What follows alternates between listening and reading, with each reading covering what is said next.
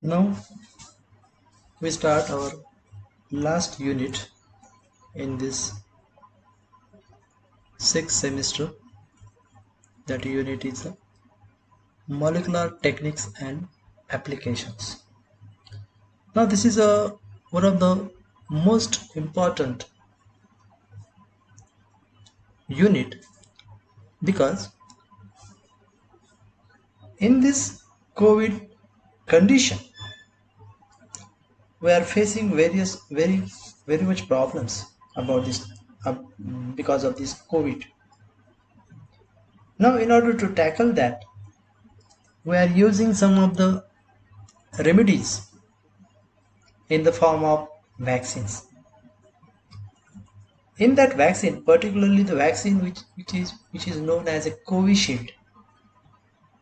This Covishield vaccine, it is produced by using these molecular techniques. So this is one of the important aspects of our syllabus, that we are dealing with these molecular techniques and their applications. Now before going to see this, we have to see some of the introduction about this. Now the term biotechnology, it is derived from the fusion of biology and technology. With combination of this biology and technology, it produces the term biotechnology. Now its main concern is to exploit biological agents or their components for generating useful products and services. Now this biotechnology, it is having a vast area, and it involves divergent techniques. Highly divergent techniques are used here. Now some of the definitions which are used to define this biotechnology term. Here we are going to see the two definitions. One proposed by the US National Science Foundation, who defines this biotechnology as the controlled use of biological agents such as microorganisms or cellular products for beneficial use. This is the one of the definition where it tells that use of microorganisms or their products for beneficial use of us, like various vaccines, antibodies, various hormones. They have been now produced by using this genetic engineering or molecular biology techniques. Similarly, this biotechnology, it is defined by the European Federation of Biotechnology as the integrated use of biochemistry, microbiology, and engineering science in order to achieve technological applications of the capabilities of microorganisms, cultures, tissues, or cells, or part thereof. This is another definition which also tells the same thing which is said by the earlier definition. Here, the controlled use of microorganisms or their product for the beneficial uses of us. This is a simple way to define this. Now, in recent years, we are manipulating prokaryotic as well as eukaryotic DNA for the beneficial use of us by using techniques, genetic engineering techniques. We are modifying this DNA for the beneficial use of us. Now, this technique have been remarkably developed now. Various instruments they are available in order to carry out this isolation process, multiplication of these genes by using PCR techniques. Similarly, we can particularly identify a particular gene in a bacterial cell. So, this is a remarkable development in the biotechnological field. Now, here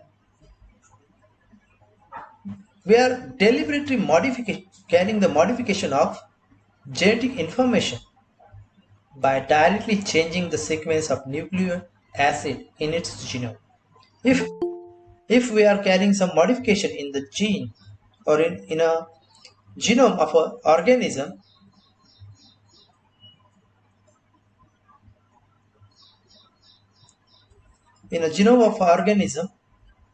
by using some techniques, such techniques they have been called as a genetic engineering.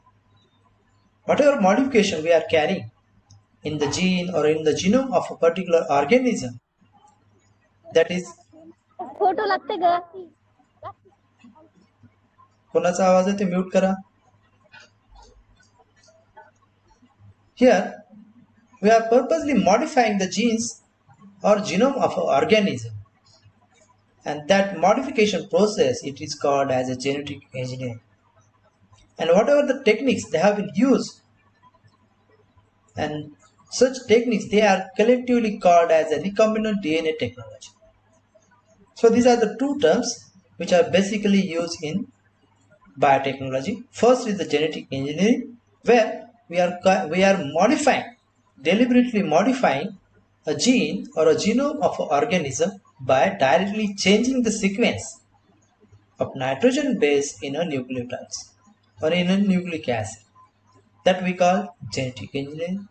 And whatever the techniques they have been used to carry out these modifications in the gene, they are collectively called as a recombinant DNA technology.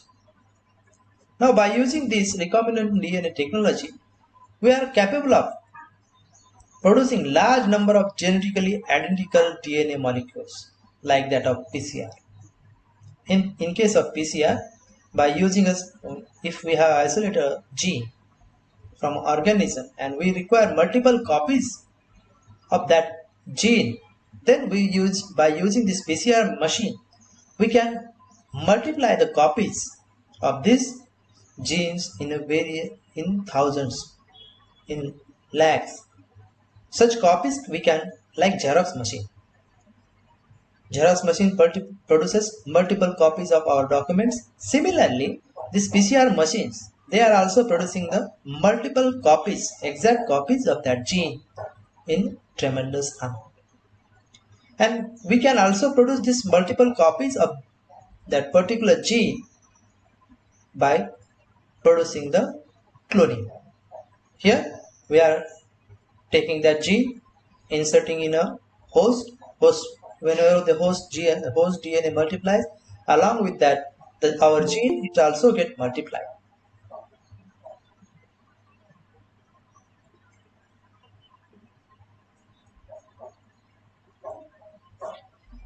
Now, in order to produce cloning of a gene or a DNA elements, certain steps has to be followed. Now, the first step in order to in a genetic engineering or in a recombinant DNA technology, it is the first step. It is the isolation and fragmentation of source DNA. Now here, the source DNA, it may be total genomic DNA, which is taken from our organism of interest. Secondly, DNA synthesized from an RNA template by reverse transcriptase enzyme that can be used as a source DNA. Or genes amplified by polymerase chain reaction, that is PCR. It can be used as a source of DNA material, or even wholly synthetic DNA made in vitro that can be used as a source of DNA. So here there are various sources of DNA are available in order to produce the cloning of a gene. So firstly, total genomic DNA. If we have to isolate a particular gene from an organism, then we have to take the total genome of that organism. Similarly, DNA synthesized from RNA template by reverse transcriptase enzyme. Now this is carried out in case of eukaryotes, not in prokaryotes. In case of prokaryotes, the genes which are required for particular function, they are present in clusters that we have already seen in earlier topic, that is operon. But in case of eukaryotes, the genes they are present not in a continuous manner. Some non-coding part is also there in case of eukaryotes along with the genes. So in order to remove that part, very simple step is that allow the transcription of that gene which contains non-coding part. Then that mRNA which is produced from that gene, it is modified by removing the non-coding part, and that modified mRNA molecule, it can be used as a source of DNA in order to produce the DNA from that mRNA by using this reverse transcriptase enzyme. In case of eukaryotes, the DNA it is produced by using the mRNA of that gene by using this reverse transcriptase enzyme. Now here genes which are modified by polymerase chain reactions that can be used. So there are different sources of DNA, they are available in order to isolate and fragment the DNA molecule. Now after selecting the DNA source, we have to carry out the cuts. We have to carry out the breakdown of that DNA molecule into small fragments. And these small fragments of DNA, it can be produced by using some enzymes. And these enzymes, they are called as a restriction enzymes. By using these restriction enzymes, we can produce fragments of DNA of manageable size. Okay, after selecting the DNA source, we have to treat that DNA source with this restriction enzyme. These restriction enzymes carry out the breakdown of the whole DNA into a smaller fragments. Then in next step, after selecting the DNA source and carrying the fragmentation of that DNA source with the help of restriction enzymes, then we have to insert that our DNA fragments into a cloning vector. This is the next step in recombinant DNA technology or a genetic engineering. Here we have to select a particular cloning vector. Cloning vectors, they are nothing but the small independently replicating genetic elements which are used to carry and replicate the cloned DNA segments. So these cloning vectors, they are nothing but the plasmids or the viruses. And these cloning vectors, they are typically designed to allow insertion of foreign DNA at a restriction site that cuts the vector without affecting the replication of that vector. Now you know that the plasmids, they are nothing but the extra chromosomal genetic materials which are present in bacterial cells. Here these plasmids, they have been modified in such a way that our interested DNA fragment, it is inserted at a particular location in that vector without affecting the replication properties of that vector. As these you know that these plasmids, they have the capacity to replicate itself by using the various mechanisms. They can replicate itself. Now these plasmids, they have been modified in such a way that their replication properties, they haven't changed. And these vectors, they carry particular recognition sites for the restriction enzymes. And these restriction enzymes cuts that plasmid at particular location where our interested DNA is to be inserted. So these vectors, they may be plasmids or the viruses, and these vectors, they are having a property to replicate itself. Their property is not lost after the insertion of our interested DNA molecule. If we have selected the vector, if we have selected the source of DNA, then we have to treat this vector, cloning vector, and the source of DNA with the same restriction endonuclease enzyme. In the both cases, while treating that DNA source, we have to use the same restriction endonuclease enzyme which is used to treat the cloning vector.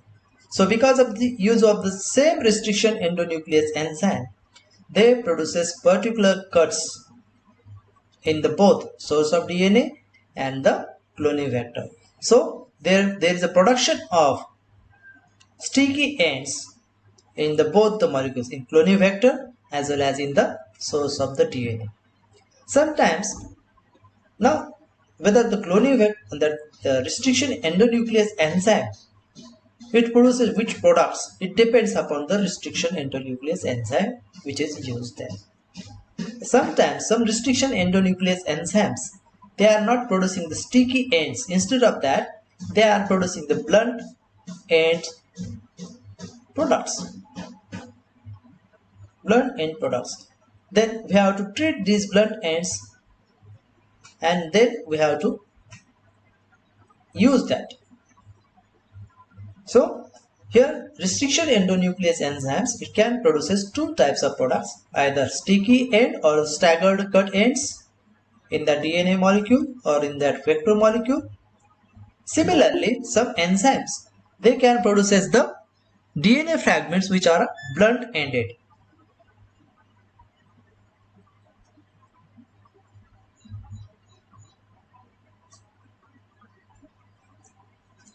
Now, after cutting that cloning vector and the source DNA, then we have to join our this source DNA into that cloning vector.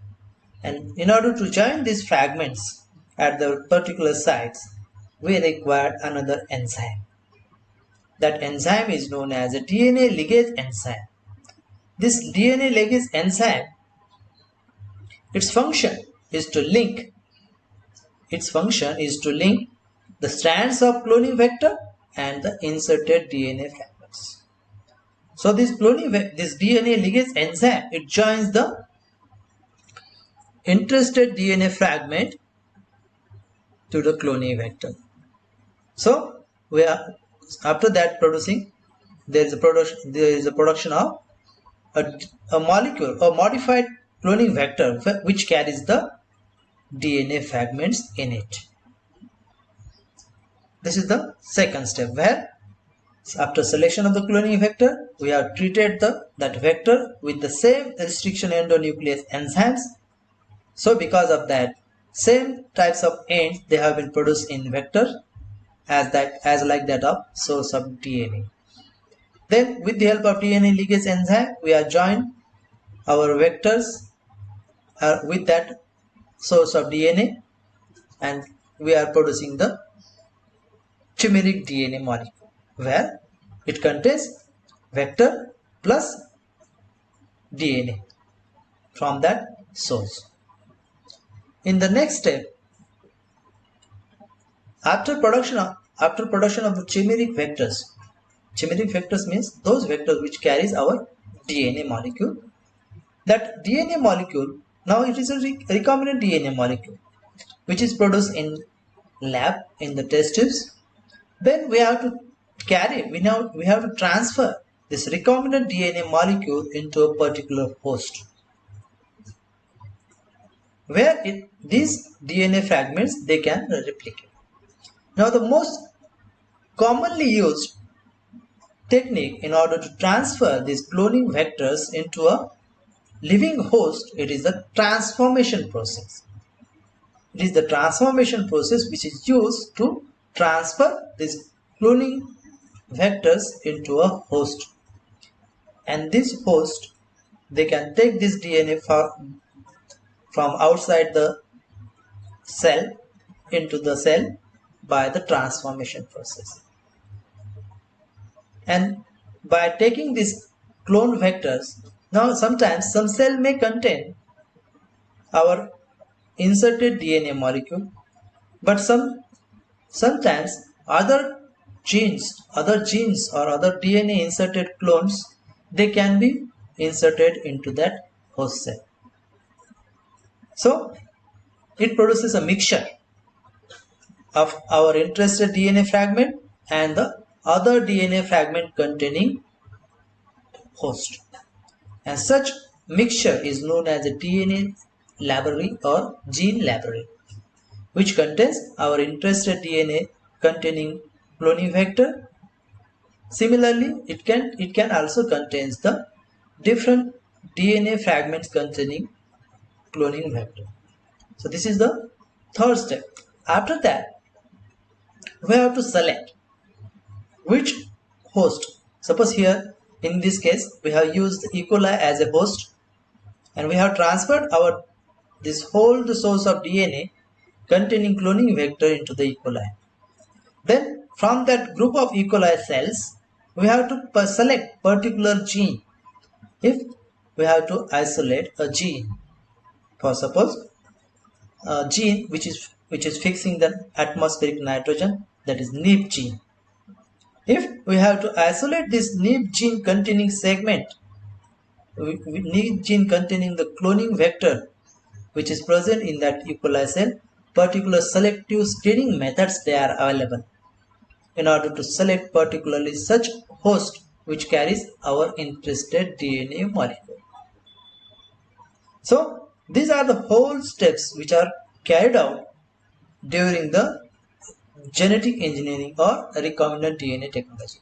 You can see here, this is the source DNA. From that DNA is isolated, which is then exposed to the restriction endonuclease enzymes or PCR, or generate the fragments of DNA molecule. You can see here there is a generation of fragments by using this restriction endonuclease enzyme, which carry out the breakdown of this DNA molecule into smaller fragments. Then we have selected a particular cloning vector which is again exposed to the same restriction endonuclease enzyme which is used to cut the source DNA. So because of that, it produces these are the staggered cuts, means sticky ends, and these sticky ends they can easily rejoin to the vector. So this is the chimeric vector or the cloned vector which carries our DNA of interest. Now this cloning vector is then now transferred to a living host. This is the host. When it is in this cloning vector, it is taken by this host by using the transformation process. As you know that we have seen in last semester, 5th semester, there is a transformation process is there where bacteria can take efficiently from DNA from the outside the bacterial cell by using a transformation process. Same type of transformation process it is used here, where this cloning vector is taken inside by this bacterial cell, living bacterial cell, and whenever this bacteria multiplies along with this cloning vector, it is also multiplying or replicating and producing multiple copies of our interested gene. So this is a genetic cloning which is carried out by using this recombinant DNA technology. So like this we can produce multiple copies or multiple clones of a particular gene. Now what is the purpose of cloning? There are various purposes are available to carry out this cloning process: automated bio-screening, genetic improvement of pharmaceutical microorganisms. Nowadays, in present situations, we are using the RT-PCR technique in order to detect the presence of COVID virus inside the host. This is also same technique where RT-PCR is used to detect the presence of the source, that is a viral source in that host. Here genetic engineering, it is also used to modify the organisms for specific industrial use. It is also used to develop immobilized cells or an enzyme system for chemical process industries.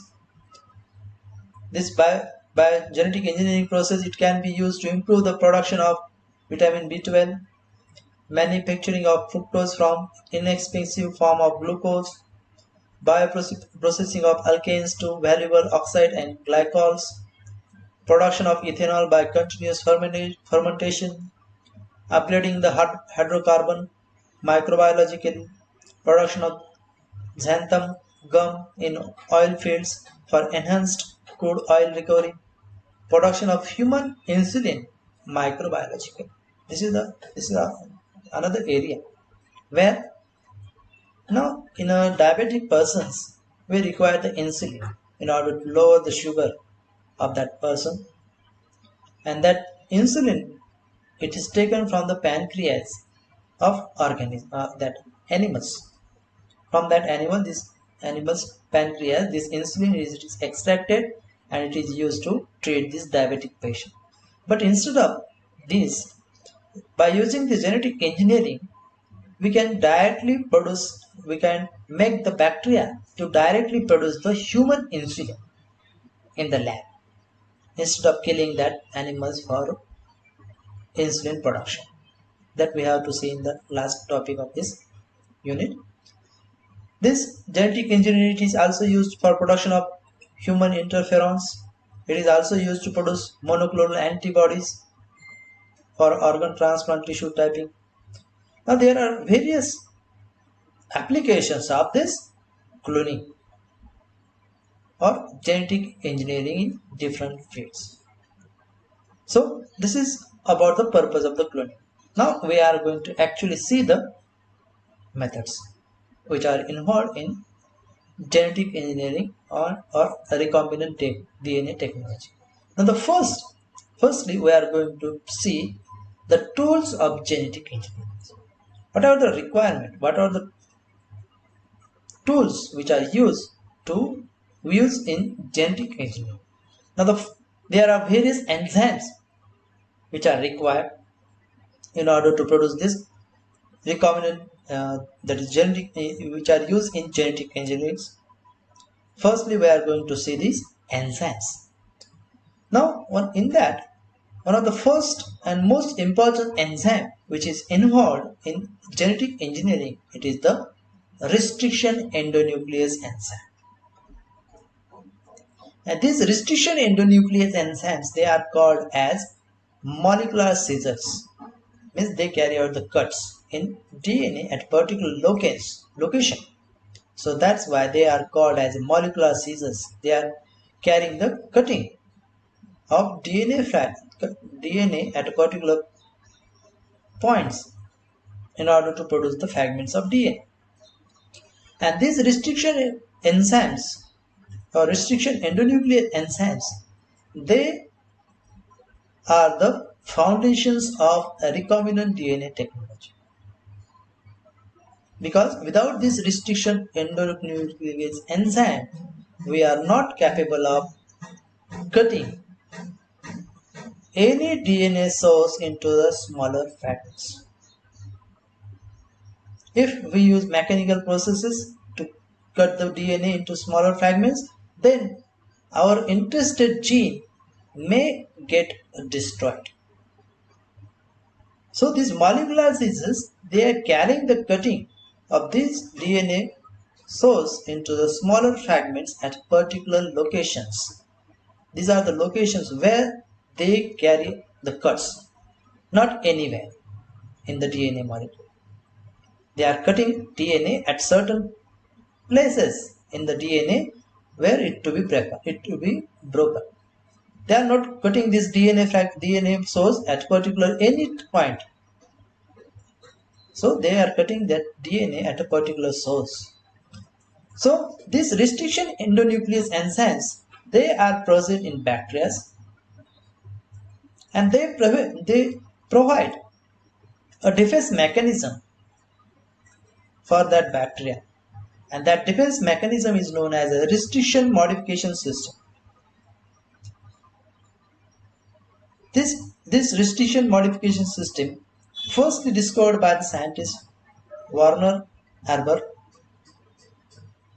he firstly recognized there is, in case of bacteria, there is some system is there which helps this bacteria to avoid the infection caused by the bacteriophage.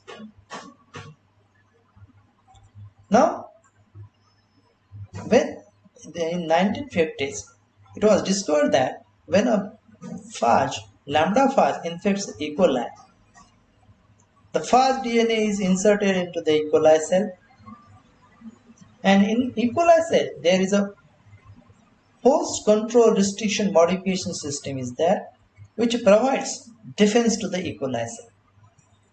And this system helps that bacteria to avoid the infection caused by bacteriophage by using two different ways. Firstly, the restriction mechanism.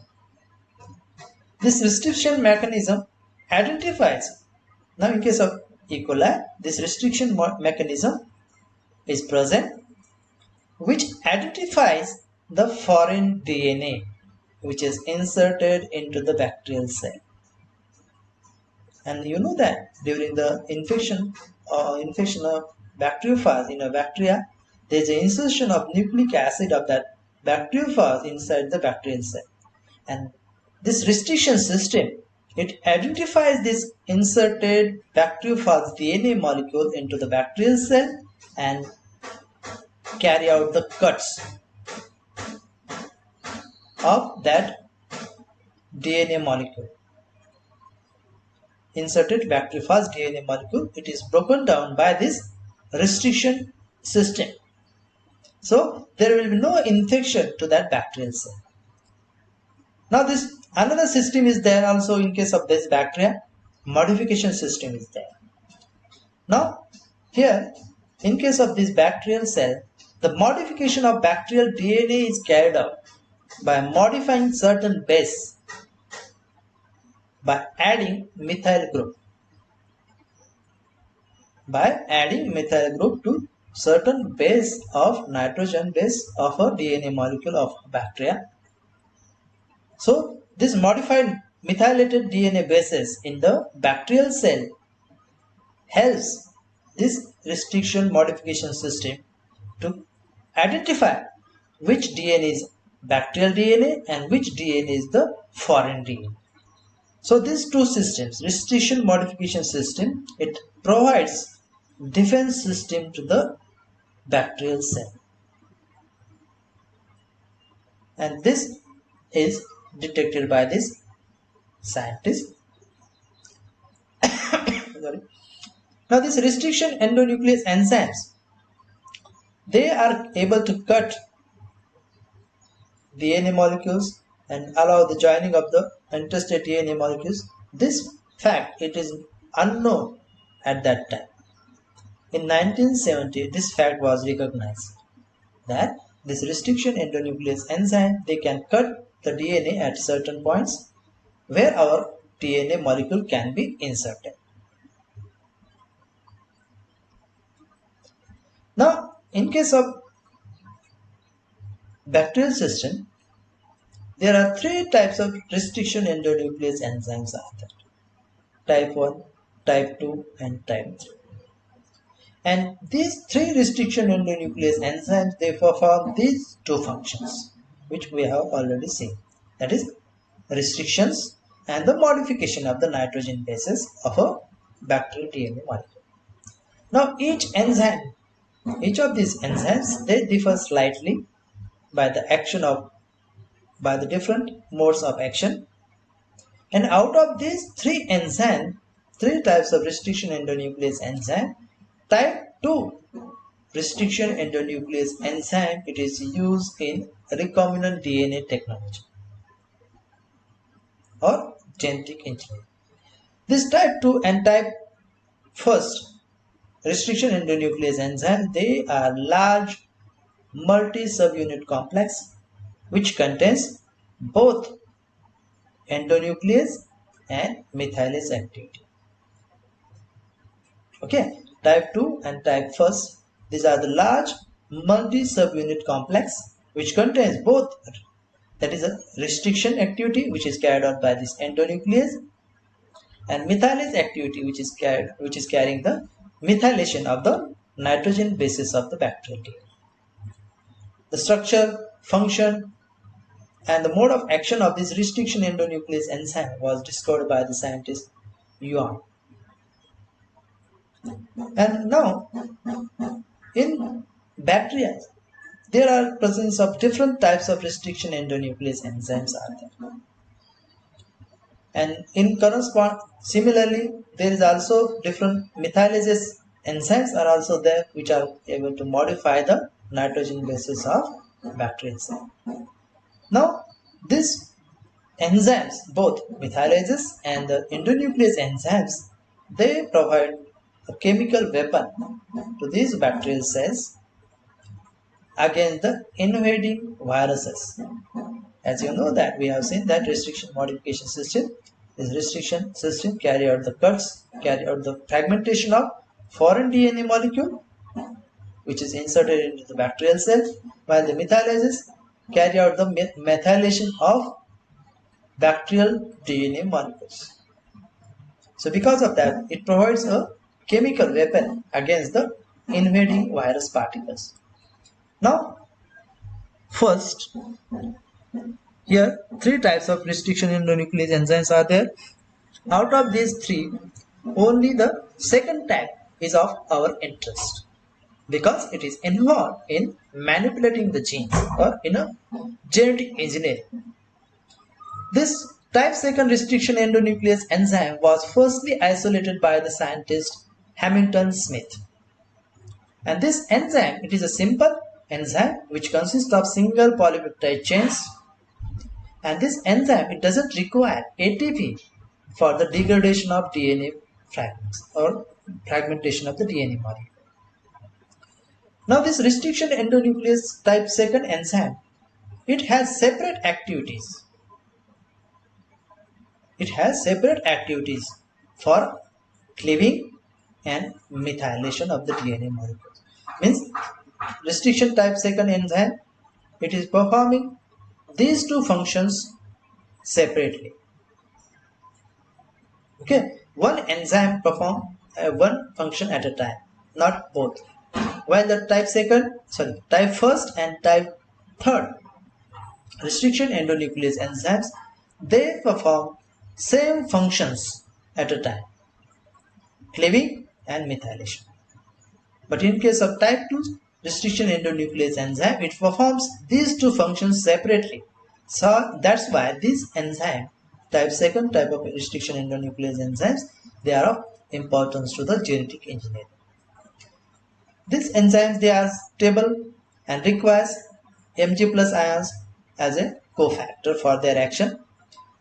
Daniel Nathans firstly used these enzymes, restriction endonuclease type 2 enzymes, for mapping and analyzing genes and genome. The first type 2 restriction endonuclease enzyme isolated and characterized was from the E. coli strain R1. So that restriction endonuclease enzyme which is isolated from the E. coli, that enzyme is known as EcoR1. This is the first restriction endonuclease type 2 enzyme which is isolated and characterized. So because of this work carried out by the scientists Arbor, Smith and Nathans, they are awarded the Nobel Prize in 1978 because of the isolation characterization of restriction endonuclease enzyme type 2. Here we can differentiate between these two enzymes, type 1st and the type 2. Here type 1st enzyme, it recognizes the specific sequence on the DNA molecule. Okay, there are particular recognition sites present on the DNA molecule for type 1 restriction endonuclease enzyme. And this enzyme recognizes that particular sequence on the DNA molecules but makes the cuts anywhere. Okay, in type 1st enzyme, type 1st restriction endonuclease enzyme, it recognizes particular sequence on the DNA molecule and makes cut anywhere excepting specific recognition sequence. While type 2 restriction endonuclease enzyme, it also has particular restriction sites or particular recognition sites on the DNA molecule, and this type 2 enzyme recognizes that particular restriction sites and makes the cut only in the recognition or restriction site. This is the difference between type first and type second restriction endonuclease enzyme. Type second recognizes specific sequence and makes cut in that specific sequence only in order to produce two single stranded breaks, one break in each strand. While type first restriction endonuclease enzyme, it recognizes specific sequence on the DNA molecule and make cuts anywhere leaving specific sequence. Specific sequence सोडो तो कुठेही cut करतो type first restriction endonuclease enzyme. पण type second restriction endonuclease एन्झाइमचे function काय, तो recognise केलेली जी sequence आहे त्या सिक्वेन्स मध्येच कट करतो, दुसरीकडे कुठेही नाही. So that's why this type 2 restriction endonuclease enzyme, it plays an important role in genetic engineering. And whenever the cuts they have been produced by the type 2 restriction endonuclease enzymes, they carry out the cuts by producing result of that fragmentation of the DNA molecule. It may be producing the cohesive end or sticky end or staggered cuts, or it may produce blunt ends.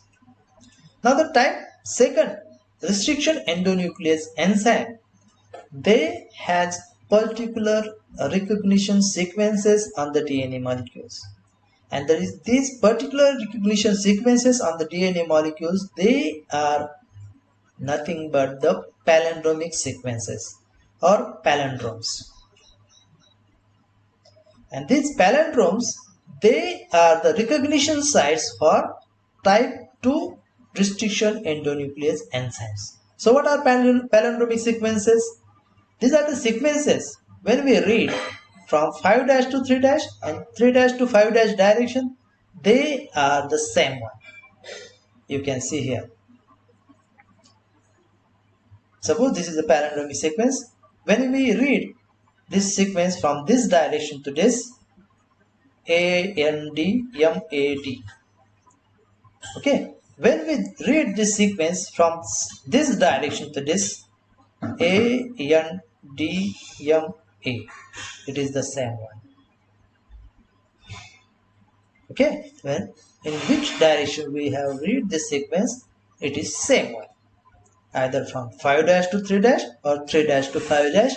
And these sequences, they are the palindromic sequences, and these are the recognition sites.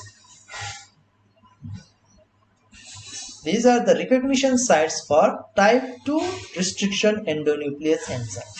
And this restriction endonuclease enzyme only recognizes these sequences and make the cuts in this sequence only, not anywhere in the DNA molecule. But the type first, it recognizes this sequence but makes the cut anywhere leaving this site.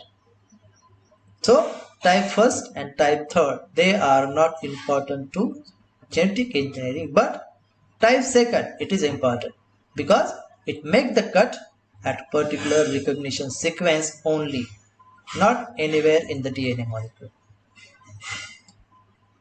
And these recognition sequences, they are of various size. It may be 4. This length of these recognition sequences for the different enzymes, they are of various types. For some enzyme, for some restriction endonuclease enzyme, the recognition sequence is of 4 nitrogen base. For some enzymes, it may be 5. For some enzymes, it may be 6, 8, or more. Now, for example, there are many enzymes are there which has a recognition sequence of hexanucleotides, means 6 nitrogen bases are there. But for some enzymes, it may be tetra, penta, octanucleotides. Now here we have to see the example of this EcoR1 restriction endonuclease enzyme, which is isolated from E. coli, and this restriction endonuclease enzyme which is isolated from E. coli, that's why this is known as EcoR1 R1. This is the restriction endonuclease enzyme which is isolated from E. coli. And this enzyme, it has a hexanucleotide recognition sequence. You can see here GAATTC. This is the recognition sequence for this EcoR1.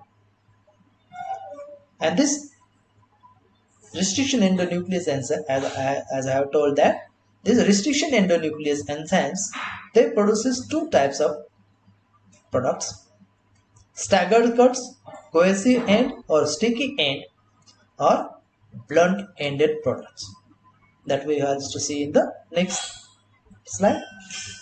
Now you can see here, this is the sequence.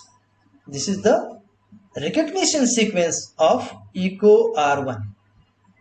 It is a hexanucleotide sequence and it is a palindromic sequence. Suppose we can read from this 5' to 3' direction, it is GAATTC. If we read this sequence from this 5' to 3' direction, it is the same again, mirror images, GAATTC.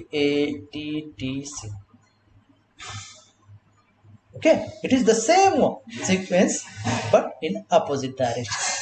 So these are the palindromic sequences and these are the recognition sites for the restriction endonuclease type 2 enzyme. These enzymes, they recognizes these sequences and makes the cuts only in this sequence, not anywhere in the DNA molecule.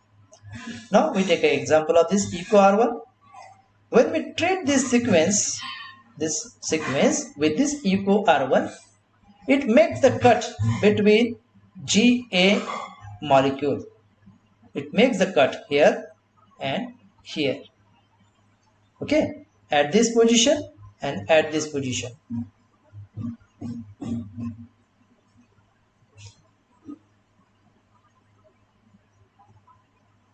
It makes the cut at this position and at this position.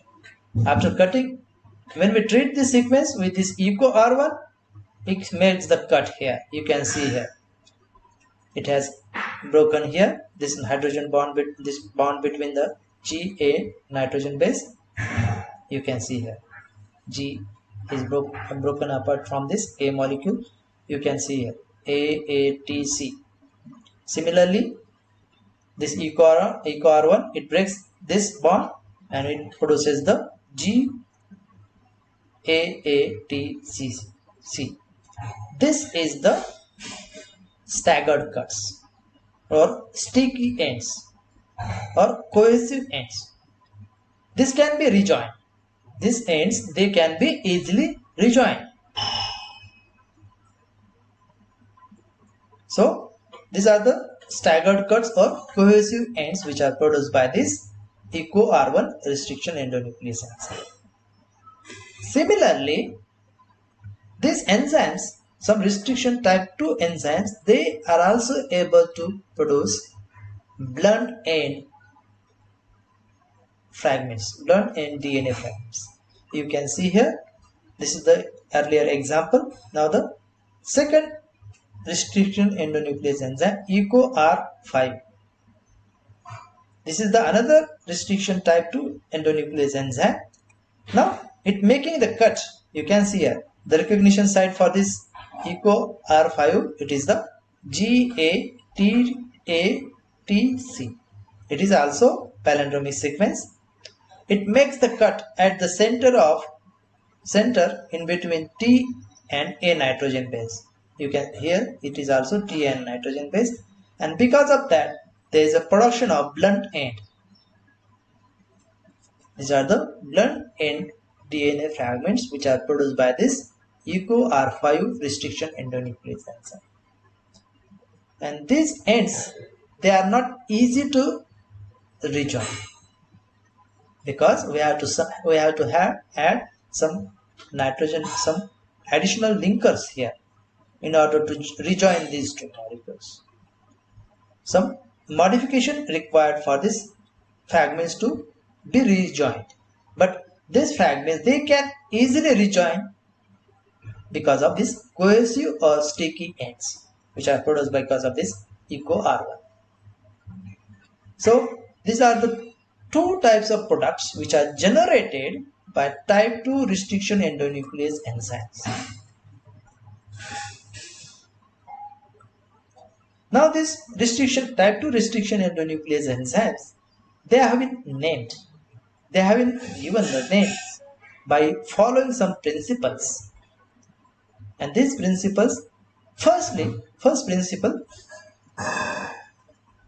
the name of that restriction endonuclease enzyme, it is derived from that genus, first letter of the genus name and the first letter of the species name. So then it becomes a three-letter combination which is present in italics. For example, a restriction endonuclease enzyme, it is isolated from E. coli, Escherichia coli. So E is from the genus, coli, CO, it is from the species of that, from where this restriction endonuclease is an enzyme, it is discovered and isolated. Secondly, if a strain is there from which it is isolated, then we are going to add that strain in the next to that combination. EcoK, it is the restriction endonuclease enzyme which is isolated from E. coli K strain. Similarly, H influenza strain RD, then it is HI.